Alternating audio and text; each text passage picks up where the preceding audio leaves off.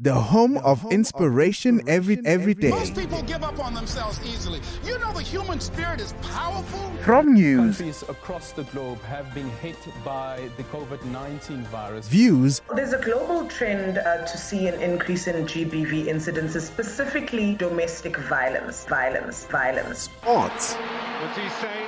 It's a really good ball. It's Shabalala. and music to inspire you every day.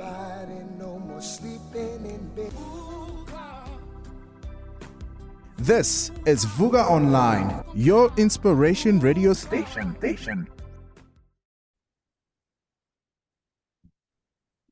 Hi there and welcome to Healthcare Hour with Colleen Qvist. Another week. I'm sure that you're all having an amazing time. You are remembering to keep memories and to look back at things and go, oh, and to appreciate what's happening to you in the week. Healthcare Hour, what is it about? It's about healthcare, obviously. It's about healthcare professionals. It's about us understanding that they're people. They get tired, they get hungry. They are also have families that they would like to see. It's also about us understanding that we need to improve and work together to improve communication so that the communication channels between healthcare professionals and also patients and patients' families are way better than they are currently. And also it's for us as consumers of healthcare, because at some point we all are, as sad as that may be. It's also about us being educated, about us understanding what's happening in our own lives and being aware that we need to make our own choices. And choices, of course, have got consequences. Now, as you know, the healthcare industry is very big. There are lots and lots of players in this industry. And after the break, we're going to meet a medical representative who's been in the industry for a very long time. And she's come to talk to us about parts of the industry that impacts so many people. But let's go for that break. The home of inspiration every day. Most people give up on themselves easily. You know the human spirit is powerful. From news, Countries across the globe have been hit by the COVID-19 virus. views, There's a global trend to see an increase in GBV incidences, specifically domestic violence. sports, What's he say? It's a really good ball. It's Shabalala. and music to inspire you every day.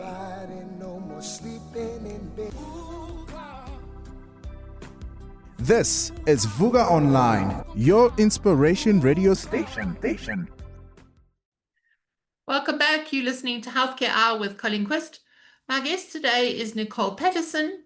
And as I said before the break, Nicole has been and is a medical representative in the pharmaceutical industry. And she's come to talk to us. Hi, Nicole. Oh, it seems Nicole's frozen. Nicole's unfrozen. Okay. Hi, Nicole. Welcome. Thank you for joining us. Thank you for having me on your show, Colleen. Yes. So I was just saying to the guests that you work in the pharmaceutical industry. So could you tell us a bit about your background? So I've been in the pharmaceutical industry since 1992 in a sales role. So everything from selling over-the-counter drugs to highly specialized oncology drugs. In the last 15 years, purely oncology. And with a couple of different multinational companies over the years. So yeah, that's my role in the pharmaceutical industry. Okay. All right. And what made you go into pharmaceutical? I think it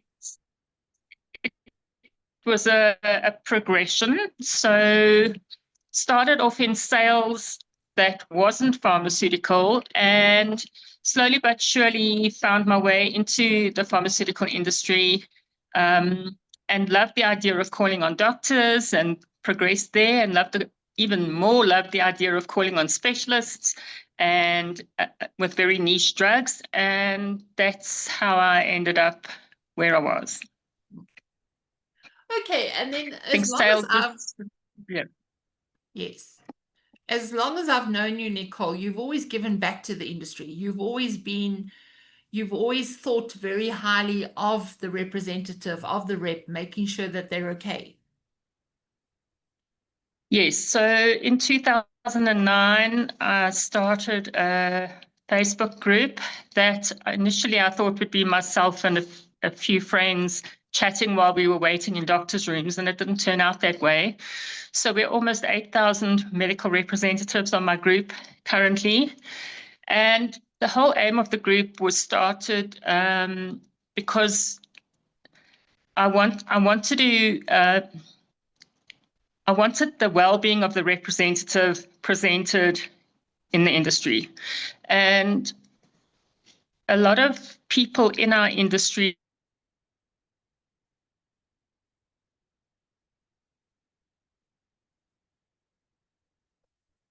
Okay, sorry about this, ladies and gentlemen. We have lost Nicole at the moment.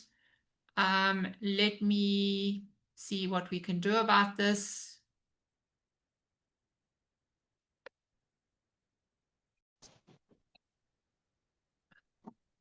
Okay, so we've got Nicole Paterson back with us, and she was busy telling us about why she started the Medical Reps group on Facebook. Okay, so in 2009, I started a medical reps group on Facebook called Medical Representatives of South Africa. Initially, I thought it would really just be a few friends and I chatting while we were waiting in doctors' rooms. And it turned out to be totally different to that. We now have almost 8,000 members on the group. I started the group really because I cared about the well-being of the medical representative. Medical representatives are not well represented in corporate, and there was never a mouthpiece or a voice piece for these representatives. There was nowhere to bounce ideas off. There was nowhere to for them to gain insights, to learn more about the industry that they work in, that companies obviously don't provide. So the group, although it cares mostly about the well-being of the representative, it encourages growth and learning as well. Yeah, and it's also, you know, as you said, although there are so many reps in the industry, there's no union, there's no professional body.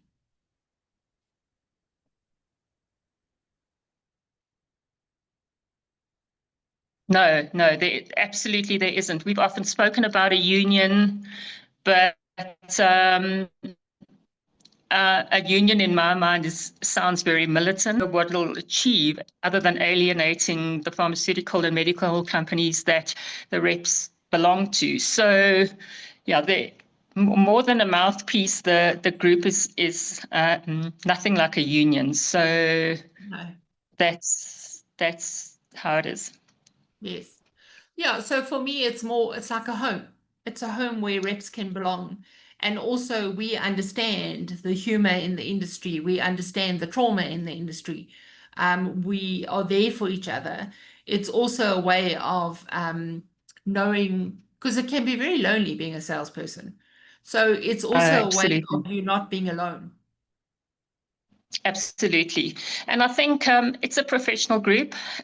So people are very careful about what they post on the group. There's never anything malicious posted on the group. And it really is just to support and uplift one another.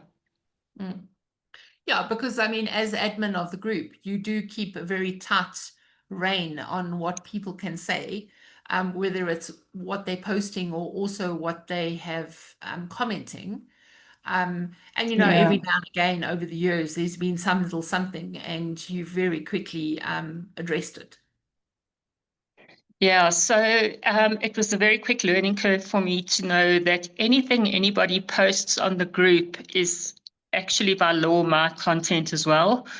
And yeah, I had a small legal experience some years back where somebody had posted something that I hadn't shut down quickly enough. And so I came to learn that I really need to be on top of what people are posting as well. And I've made it clear over the years that we don't post anything that could legally get the group, myself, or the individual representatives on the group into legal trouble. Yeah, so I mean, there are clear guidelines. And yeah, I mean, just to reiterate for people listening, of saying it's very easy to post on a Facebook page or on a somewhere, and then go, oh, yeah, I am, especially if you're going to be anonymous. But ultimately, the admin of the group is responsible for all of it. Absolutely. And yes, I learned that a little bit the hard way, but it happened once and never again. So, yeah, I think as one progresses with social media, so you learn, you know, it's not a case of just posting and not being responsible for what you post. Yeah. Okay, so let's go for a break. When we come back, we're going to talk about a sad sort of part of the industry. But let's go for a break. How do you know the life of personal coach you're about to work with is who they say they are? How do you know if they can do the job? At the Africa Board for Coaching, Consulting and Coaching Psychology, we can tell you. So, before you share your secrets and spend your money, check with us first. Visit www.abccccp.com or call us on 012-751-7608. The ABCCP, the professional body for coaches. Welcome back. You're listening to Healthcare Hour with Colleen Qvist. My guest today is Nicole Paterson. Nicole has been a medical representative in the pharmaceutical industry for very many years, and she has come to share with us her experience. She feels very strongly about reps and about the fact that we need to not be alone in the industry, that we need to have standards and ethics. And I say we here because I was a rep for a very long time. And I've always said once a rep, always a rep. And she has started a Facebook group for medical representatives in South Africa. And there are 8,000 or nearly 8,000 on that group. But something, Nicole, also that, you know, you've offered to come share with us is your lived experience of retrenchment. Yes. In the many years that I've been in the industry, have faced retrenchment on 4 separate occasions. The first time I was fortunate in that a position popped up working on the other side of the earth from where I live. So I could work, I could stay with the company, but just work a lot more difficultly. Then the second time I was almost retrenched was with a multinational pharmaceutical company where they went through a whole lot of retrenchments and our whole sort of territory was dissolved. But again, I was fortunate in that a position became available within the company that I could slot into. It was also fortunate because I was pregnant at the time, so that they knew they needed to find a place for me to work. However, even although both those experiences were almost and I never actually got retrenched, it's a very stressful time to go through those negotiations, to go through discussions, to the uncertainty of it all, not knowing whether you're going to have a job at the end of it or not. Then in about 2015, there came the situation where in the multinational company that I was working for, again, one of the teams was being dissolved, management, representatives, and even the PA. And I kind of had an idea that this may happen, although when it happened, it was still a shock. I had, however, fortunately already started looking for another position. And so I was able to step away from retrenchment with a retrenchment package and straight into another position. But that was still stressful. You know, had I not got the other job, I was fortunate, but my colleagues weren't so fortunate. You know, some of them I knew were going to go and sit at home and be stressed. So it was almost survivor's guilt that I felt at that stage, walking into another position. But I was fortunate that I could. And then in 2023, I received an email from our human resources department at the company I worked for, and basically just said I was to be in a meeting the following morning around 9 o'clock. I can't remember. I had absolutely no sleep the night before. I had a feeling that they were going to retrench. The company had already retrenched 30 people in the June. This was the July, and I thought, well, maybe that's not what it is. Maybe I have done something wrong, and I need to be sanctioned for it. The amount of uncertainty, The amount of uncertainty you were saying? in my head was whole discussion was going to be about with HR and my line. Can't hear you. Yeah. Okay, I couldn't hear you. Okay, the amount of uncertainty you were saying? Yeah, the amount of uncertainty going into that meeting was really not pleasant to have to deal with. So when I stepped into the meeting, the head of HR was in the meeting, my line manager was in the meeting, and our company's general manager was in the meeting, and they explained to me that one of our drugs that I was selling, they'd lost license on, and as a result, the team was being facing retrenchment. They told me that I had a month's notice, so I would work for a month, and then I would be retrenched. This made me panic a little bit because I'd only been with the company for a year and 1 month, and retrenchment packages generally are very low and immediately when they told me that I was facing retrenchment, the tears welled up in my eyes and I cried through the whole meeting. My line manager was she had a very high EQ and she comforted me and she was very empathetic, but the fact was the fact. I was being retrenched. So I continued to work for a month and then I lost my job. So I received a retrenchment package that wasn't very high. However, it was enough, I thought, to get me through to the next job that I was going to find. That was 2 years ago, and I still haven't found another job. Yeah, so I think let's stop there right at the moment to actually, appreciate the emotion that you go through with this. As you've said in the beginning, it's also the not knowing. The not knowing is, Absolutely. am I being retrenched? Am I not being retrenched? Those first two situations, it's also like it hangs over you.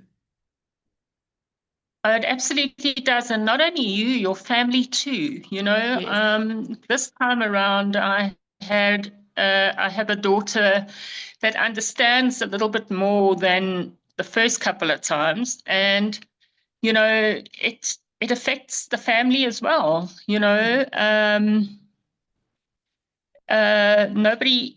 Nobody knows what to expect, and nobody knows, if worst comes to worst, how the family will cope. Yes. Yeah, and Yeah. I mean, using my own experience also of going through, like years and years ago, going through potential retrenchment, and it turns out that we weren't retrenched, we were moved to a different company. And also just remembering how people approach things like that. I mean, I remember the one lady standing in the passage saying, "Oh, there's no ways you're going to keep your job." And you know, like I was very young then and very like, oh, and I was very upset with that, you know, the gloom and doom, where it turns out we did keep our jobs. We just moved to different, yeah, we moved to a different company. So people can also come up with comments and expertise, you know, that, oh no, there's no ways, you know, kind of story, which is very hurtful. Yeah, I think when you're faced with retrenchment, what happens is it's almost like the grief process. You know, you first in denial that this probably won't happen to me, and then it does happen, and then you're still in denial because you think, well, maybe they've made a mistake, maybe they'll change their minds, maybe I'll step into a job tomorrow. And then you become angry, and then you become sad, and then you become depressed, and then the financial worries kick in, and then maybe the grief starts all over again. So it's not just a flat line of emotions. It's emotions all over the show, and some days you're stronger than others. Some days you attack LinkedIn looking for jobs and you're strong enough to do that. And some days you just aren't. And to be without a job for a permanent job for 2 years is hard. Yes. Okay, Nicole, I think on that hard point, let's go for a break. When we come back, we're going to talk about how you have coped, what you are doing. Yeah, sure. The Africa Center for Work-Based Learning is a professional development center for professionals who aim to improve their professional standing. This means that the learning programs we run are more than just academic programs. They are work-based programs that focus on leveraging your current experience as a professional to build your overall profile. A year down the line, the Africa Center for Work-Based Learning is developing into a preferred center for professional development in Pretoria, with 8 professional development faculties including accounting, teaching, entrepreneurship, as well as IT and many more. For more information, go to acwbl.org or dial +27 12 751 7608.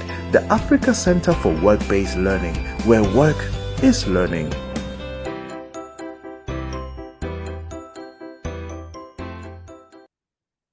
Welcome back. You are listening to Healthcare Hour with Colleen Qvist. You may have gathered today that we've got a bit of a signal issue, so that's why we saw Nicole in the beginning, my guest, but we can't see her now. And also we aren't seeing me, we're just seeing my picture. But anyway, you can hear our voices, and I hope that's what's important. What you're finding as well is we're talking today about the medical industry, but from the sales point of view. You know, they're all different branches of that industry.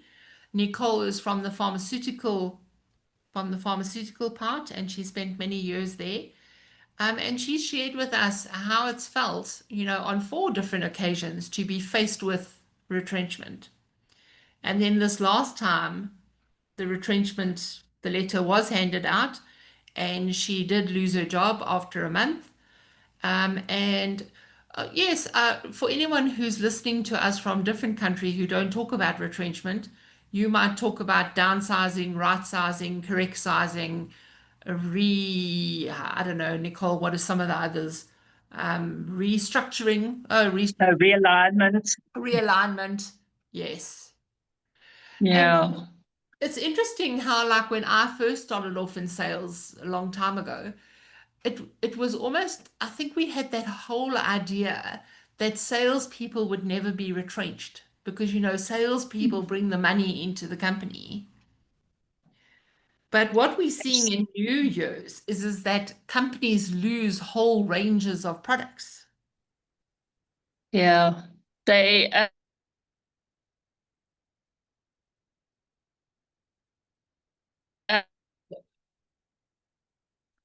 Okay, as we were talking about that signal, we lose Nicole again.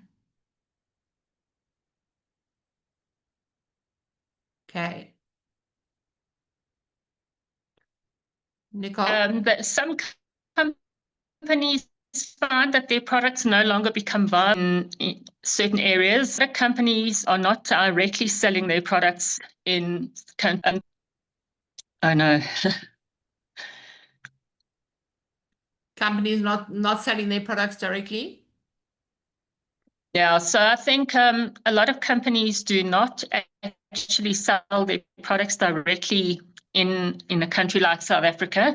They have a third party selling it for them. So they sell their drugs are sold under license, and that is very often problematic because contracts are not often adhered to, and companies don't produce the kind of sales or the kind of marketing that they are expecting.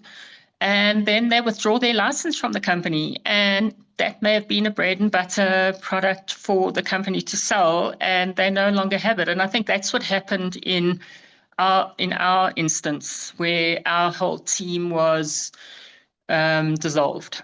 Yes. So I think we're not saying that retrenchment doesn't make sense. It is logical. It is you can't have a company hemorrhaging money because at the end of the day you have to end something in order to keep another part afloat. But it has huge emotional impact on the people affected and also on the people doing the retrenchment. I mean, it's not easy to let people go. No, my line manager, who was really so good to me during the whole meeting, spoke to me afterwards and explained how heart-wrenching it was for her to have to put me through the process. Yes. And it wasn't in my situation. Sometimes it's a group of people that get called in together to hear the news. And for me, it was individuals. So perhaps if my colleagues had been sitting around me, I would have been braver. But unfortunately, I got emotional. And that affected the whole ambiance in the room. HR was just doing what they had to do. And my line manager was trying to support me, and HR was just fulfilling their role. So, yeah, I think that's what happened there. Yeah, I think you don't need to apologize for being emotional, Nicole, because at the end of the day, it is gut-wrenching, it's heart-wrenching. And we may clinically understand it, but it doesn't mean that it's easy.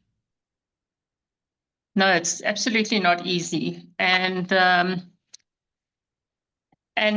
it gets harder. In fact, you think this is the worst that could happen, and the emotions get harder over time. Well, Yeah. I found that for me particularly, the emotions have got harder over time. Yes.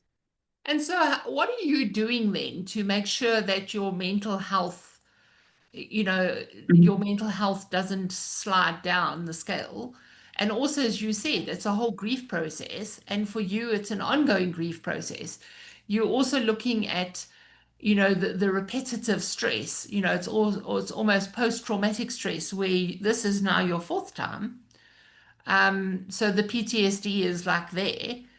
What are you doing to make sure that you're looking after yourself, your own mental health and physical Yes. health?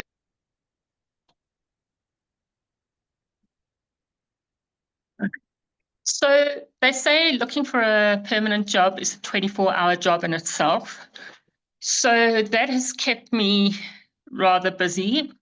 Initially, when I was retrenched, I sought some therapy. I went to see a psychologist, that I knew, and she helped me deal initially with what was happening. However, as months go by and as you don't earn a salary and your retrenchment package becomes depleted, you can sometimes no longer afford that. So that became my reality, and I couldn't continue with the therapy as much as I wanted to, and I felt I needed to. So, initially the therapy helped, and I haven't unfortunately been able to access that again. What did, however, happen in April last year was that somebody I know from the industry, in the recruitment side of the industry, reached out to me and asked me if I'd ever consider coming to work with her. So she gave me a 3-month contract, which kept me busy for 3 months. It was absolutely not what I was used to. It was absolutely different to the patient-focused me. It was not a role where I could benefit the patient. So it was a 3-month contract, and I came to realize that it wasn't for me. So after the 3-month contract expired, I decided to have a look for something else. I subsequently also became what they call an agent. So I joined a company, not in a permanent role at all, really on a commission-only based role, selling pharmaceutical and medical products into hospitals. However, still not a permanent position, still no benefits, no medical aid, no provident fund, but it's kept me busy. It's kept me going, it's kept me out and about, and again allowed me to be patient-centric. So I managed to do that, knowing in the back of my mind that I still wanted a permanent job. I still needed a permanent job. So that's what I've been doing up until now, just trying to keep myself busy and relevant. Let's put it that way. Yeah, and I think also reading between the lines there, I'm also hearing from you that you also, some people say, oh, job's a job. Okay. But it's also about finding out for you, what do you really like? And so for you, what's very strong is the patient-centered, the patient-centric approach. Absolutely. People think medical sales is just sales. And I could quite easily slot into selling air fryers or avocados, as one of the representatives is doing that I've spoken to out of desperation. But no, you've got to do what fills your soul as well as what brings in the money. And for the last 30.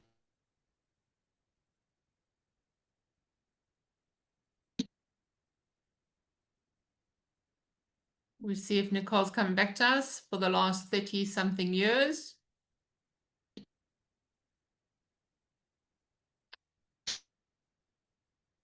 Okay. 33 odd years.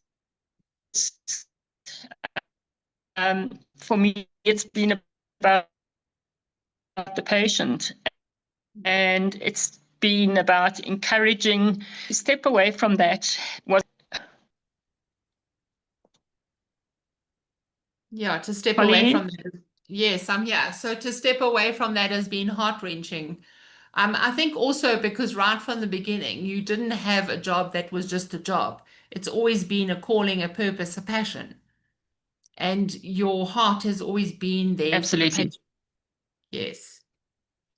Yeah. And so in a way, it almost feels Absolutely. like your calling has gone, whereas no, it's still there. It's just undercover at the moment. At this stage, it's undercover at the moment. But one thing I do want to touch on when one is looking for another job in an industry that you're exceptionally passionate about, you're sitting without a job and people are aware of that. So you go for interviews and people almost realize that you're in a desperate situation. You have a daughter in second year varsity. You have a bond to pay. You have car expenses. And all those kind of things. And people think you, because you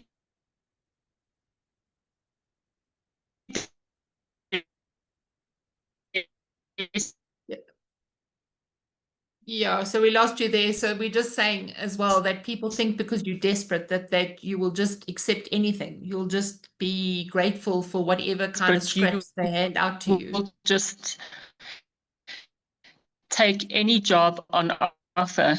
And Yes. again, you could to be a job selling, take advantage of desperate, and they want your skills and expertise, but they're not prepared to pay. So I have 32 years of knowledge, skills, and expertise, and I'm not prepared, unfortunately, just to go and work for the bare minimum, to start back where I started 32 years ago. That's really hard. And as much as it's a calling and a passion, I need to pay my bills too. So that's the part of retrenchment that people don't always see or experience. Yeah. I think what happens is that you are getting people in the industry who capitalize on the desperation. And unfortunately, the horrible side of people does come out. Yeah, I initially with my group started a group of retrenched representatives where I would kind of just of my own, at no benefit to me at all, have a list of retrenched representatives that could slot into positions where they were looking for experienced people, and not finding them. And yeah, I think people do take advantage. They think they think you're desperate, but experience costs money, unfortunately, and if they're not prepared to reimburse you your value, as much as you're desperate for a job, how else are they going to take advantage of you during your time at the company? Yeah. Okay, Nicole, thank you for coming to share your heart with us. We know that it is a very difficult time. We pray with you that you will find the right permanent position soon. Sure. And that your Thanks. undercover calling and purpose will come out of hiding. Yes, thank you. Okay. Thanks, Colleen. All right. So thank you very much for listening in. We apologize for the signal. It has been a bit wiggly-woggly all over the place, but this is also the reality of technology. We hope that you did follow the story. If you would like to reach out to Nicole Paterson, please do look her up on social media. And also, if you have any comments or any input on the show, if you are being retrenched, if you have been retrenched, if you are retrenching people, we send all our love to you. We know that it's not easy. It might make perfect sense on paper, but it impacts lives tremendously. And so we hope that you will bring in the heart into that, and do it as gently as possible. All right. So remember that you are loved, you matter, and you're not alone. And we'll see you all next week. The home of inspiration every day. Most people give up on themselves easily. You know the human spirit is powerful. From news, Countries across the globe have been hit by the COVID-19 virus. views, There's a global trend to see an increase in GBV incidences, specifically domestic violence. sports, What's he say? It's a really good ball. It's Shabalala. and music to inspire you every day.